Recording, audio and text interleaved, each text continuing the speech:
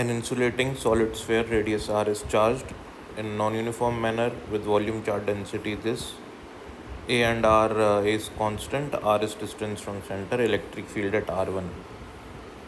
ये बनाया मैंने एक स्फेयर जिसकी रेडियस दी हुई है हमको कैपिटल आर। इसकी जो चार्ज डेंसिटी है वो दी हुई है rho equals to A by R coulomb पर मीटर क्यूब। मतलब चार्ज डेंसिटी आर के इन्वर्सली प्रोपोर्शनल है। मतलब सेंटर पे बहुत ज़्यादा चार्ज है, जैसे जैसे सेंटर पे दूर जाते जाओगे चार्ज कम है और कम हो जाएगा और कम हो जाएगा, बहुत कम हो जाएगा। सो सेंटर पे बहुत ज़्यादा चार्ज बैठा हुआ है और जैसे जैसे सेंटर दूर जा रहे हैं चार्ज की डेंसिटी जो है वो कम होती जा रही है, यानी कि चार्ज नॉन यूनिफॉर्मली डिस्ट्रीब्यूटेड है। और मुझे क्वेश्चन पूछ रहा है कि सेंटर से किसी डिस्टेंस दूर इस पॉइंट पे r1 सेंटर से दूर आप पता कराओ कि इलेक्ट्रिक फील्ड कितनी होगी।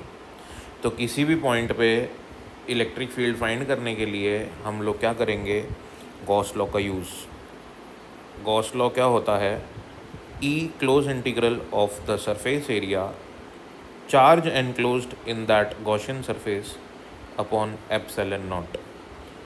अब मेरे को इस पॉइंट पे इलेक्ट्रिक फील्ड फाइंड करने के लिए इस पॉइंट की तरफ एक स्फेयर बनाना पड़ेगा, थिन स्फेयर बनाना पड़ेगा, शेल, जिसको मैं बोलूँगा शेल।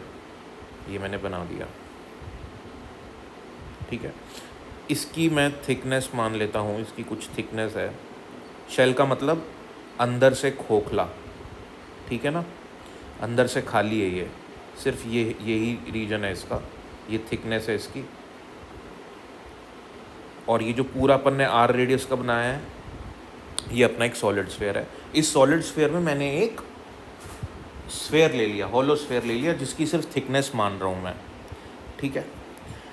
और इसकी रेडियस मैंने r1 मान ली। अब इसकी थिकनेस मैंने मान ली dr, इसको फ़िलहाल हम r मान लेते हैं, और इसकी थिकनेस मैंने मान ली dr, ठीक है। अब मुझे इलेक्ट्रिक फील्ड फाइंड करनी है इस पॉइंट पे। मैं यहाँ पे एक छोटा सा एरिया मान लेता हूँ, यहाँ पे ये मैंने छोटा सा एरिया मान लिया dA। अब मुझे यहाँ पे इलेक्ट्रिक फील्ड फाइंड करनी है, तो मैं गॉस लॉ का यूज़ करूँगा यहाँ पे। तो गॉस लॉ कह रहा है कि इलेक्ट्रिक फील्ड, इस पॉइंट को मैं P मान लेता हूँ, at P point is integration of area. ये जो एरिया है इसका एरिया का इंटीग्रेशन करना है, इसके सरफेस के एरिया का। तो किसी भी स्फेयर का, या सॉलिड हो या हॉलो हो, कैसा भी हो, उसके सरफेस के एरिया का जो इंटीग्रेशन होता है वो पूरा सरफेस एरिया ही होता है। और स्फेयर का सरफेस एरिया होता है 4πr²। क्यू एनक्लोज्ड, इसके अंदर कितना चार्ज पड़ा हुआ है, इसके अंदर कितना चार्ज है वो मुझे निकालना पड़ेगा, ठीक है ना। Q enclosed by epsilon not. तो क्यू एनक्लोज्ड अभी मैं ऐसे कैसे लिख देता हूँ, बाय एप्सिलॉन नॉट। अब चार्ज निकालने के लिए देखो अपन ने फॉर्मूले पढ़े हुए हैं। एक होता है अपने पास lambda, linear charge density, charge पर यूनिट लेंथ। यहाँ से चार्ज क्या हो जाएगा, लैम्डा एल। एक होता है अपने पास सिग्मा, चार्ज पर यूनिट सरफेस एरिया, यहाँ से चार्ज हो जाएगा सिग्मा इंटू ए। सिमिलरली एक होता है अपने पास रो, चार्ज पर यूनिट वॉल्यूम, यहाँ से चार्ज हो जाएगा अपने पास रो वी, ठीक है। तो मेरे को इस पे, इसके अंदर, इस रीजन में, छोटे से रीजन में चार्ज निकाल लेता हूँ मैं कि इसके अंदर कितना चार्ज है छोटी सी वॉल्यूम में, ठीक है। तो छोटी सी वॉल्यूम में चार्ज है dq, और dq हो जाएगा रो dv। और अगर पूरा चार्ज निकालना है, इसके अंदर का पूरा चार्ज निकालना है, तो क्या करना पड़ेगा, मेरे को इसको इंटीग्रेट करना पड़ेगा इस पूरे स्फेयर के अंदर के चार्ज को निकालने के लिए। तो मेरे पास total charge enclosed, Q enclosed आ जाएगा, क्योंकि मेरे को पूरा एनक्लोज चार्ज चाहिए, इसके अंदर का पूरा चार्ज चाहिए यहाँ पे, ठीक है ना। तो अब अपन क्या करते हैं, इसको इंटीग्रेट करना पड़ेगा अपन को। कहाँ से शुरू हो रहा है ये स्फेयर, सेंटर से, ज़ीरो से कहाँ तक जा रहा है, स्मॉल आर तक जा रहा है। तो ज़ीरो से स्मॉल आर तक मुझे इसको इंटीग्रेट करना पड़ेगा। अब मैं इसमें वैल्यू पुट करता हूँ, क्यू एनक्लोज्ड हो जाएगा मेरा रो की वैल्यू अपन को a बाय आर दी हुई है, a बाय आर मैंने पुट करी वैल्यू, ज़ीरो से स्मॉल आर तक। dv मतलब स्मॉल वॉल्यूम, किसकी वॉल्यूम, स्मॉल वॉल्यूम ये वाली, इसकी थिकनेस की। अगर मैं इसको कट करता हूँ ना, अगर मैं इसको कट करने की ज़रूरत नहीं है, अगर मैं इसकी वॉल्यूम निकालनी है मेरे को इस रीजन की, तो एरिया कितना है, वॉल्यूम क्या होता है, एरिया इंटू लेंथ होता है ना।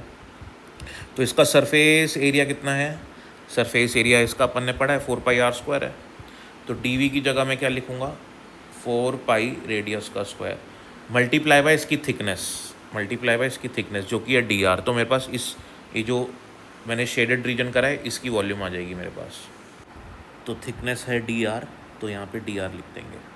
अब ये dv की वैल्यू वहाँ पुट करूँ, q एनक्लोज्ड है, a कांस्टेंट है तो बाहर ले लिया, 0 से r तक 1/r into 4πr² dr, r से r कैंसिल हो जाएगा। तो q एनक्लोज्ड क्या आएगा मेरे पास, a 4π भी कांस्टेंट है तो 4π भी मैंने बाहर ले लिया, इंटीग्रेशन अंदर बचेगा r dr, और इसका इंटीग्रेशन करना है मैंने r1 तक, क्योंकि हम इसको जो है r1 मान रहे हैं, ठीक है।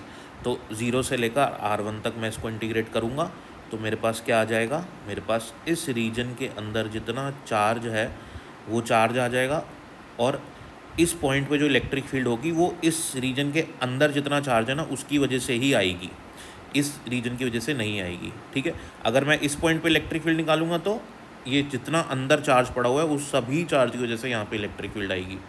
तो ये जो मैंने यहाँ पे r पुट किया हुआ था, ये मैंने r किसी जर्नल पॉइंट के लिए पुट किया हुआ था, लेकिन एक्चुअल में मेरे को 0 से r1 तक चाहिए, क्योंकि r बराबर r1 क्वेश्चन में दिया हुआ है, इसलिए मैंने r बराबर r1 पुट कर दिया।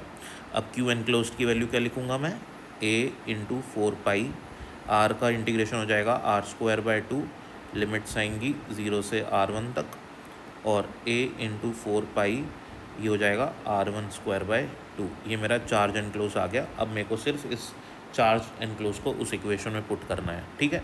अब उस इक्वेशन को आप देखो, ये लिखा हुआ है EP 4πr², ठीक है, और r हमारा r1 के बराबर है, ठीक है ना, क्वेश्चन में गिवन है। तो EP इंटू 4π, r बराबर है r1 के, तो r1², और यहाँ पे अपना आ जाएगा a into 4π r1² upon 2, r1² से r1² कैंसिल, और 4π से 4π बाई, तो EP की वैल्यू क्या आएगी अपने पास, EP की वैल्यू आएगी अपने पास a/2 ε0, क्योंकि यहाँ पे मैंने ε0 नहीं लिखा, ये लिख देता हूँ मैं, ये q एनक्लोज्ड बाय ε0 होता है ना, तो ये ε0 भी आएगा यहाँ पे, ठीक है। तो ये बन गया अपना क्वेश्चन, सॉल्व हो गया। तो जो इलेक्ट्रिक फील्ड आ रही है इस P पॉइंट पे वो आ रही है a/2 ε0। आप सारा सॉल्यूशन ये देख सकते हो। Thank you.